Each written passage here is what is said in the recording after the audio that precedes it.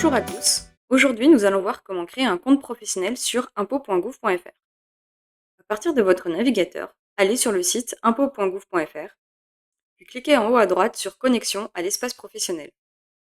Cliquez ensuite sur Créer mon espace professionnel. On se retrouve ici face à deux possibilités. Créer un espace en mode simplifié ou en mode expert.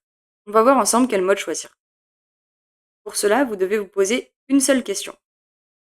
Est-ce que je déclare ou je paye les impôts à la place de quelqu'un d'autre? Si la réponse est non, et il y a de fortes chances que ce soit votre cas, alors un compte simplifié est suffisant. Si la réponse est oui, vous aurez besoin d'un compte expert.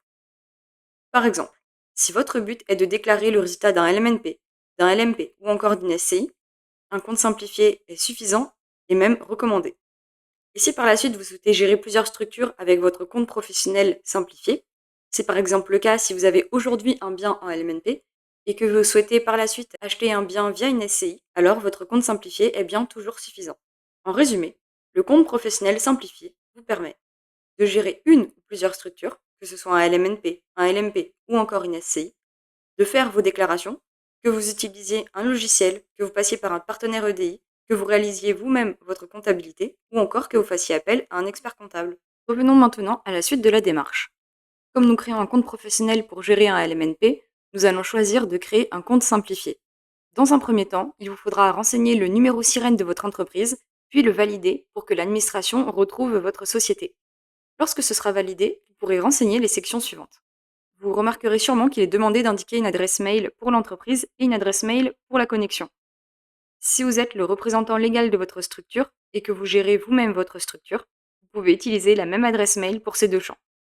Dès que vous aurez fini de remplir, n'oubliez pas d'accepter les conditions générales, puis cliquez sur Continuer. Vous avez réalisé la première étape de cette procédure. Afin de vérifier votre adresse mail, vous allez recevoir un lien sur le mail que vous avez indiqué pour votre entreprise. Dès que vous aurez vérifié votre adresse email, dans un délai maximum de 72 heures, une lettre vous sera envoyée par voie postale à l'adresse de votre entreprise sous 2 semaines. À la réception de la lettre, il ne vous restera plus qu'à activer votre compte.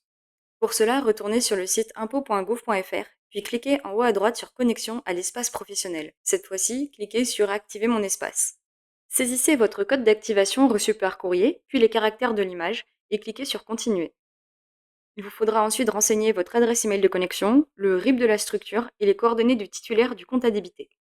En fonction du type de prélèvement accepté par votre banque, CEPA Core ou CEPA B2B, il vous faudra peut-être transmettre le mandat de prélèvement à votre établissement bancaire. Si votre banque accepte les prélèvements B2B, l'administration réalisera par défaut des prélèvements CEPA B2B et c'est dans ce cas que vous aurez besoin de transmettre le mandat CEPA à votre banque. Si vous êtes dans le cas de prélèvement CEPA B2B, lorsque vous arriverez sur le récapitulatif de votre inscription, il y aura une section « Votre mandat CEPA » à partir de laquelle vous pourrez télécharger le mandat CEPA. Sur ce, nous avons terminé cette vidéo, j'espère que cela vous a plu. N'hésitez pas à liker ou laisser un commentaire si vous avez des questions. Et comme toujours, n'hésitez pas à nous suivre sur les réseaux sociaux pour rester informé des dernières nouveautés.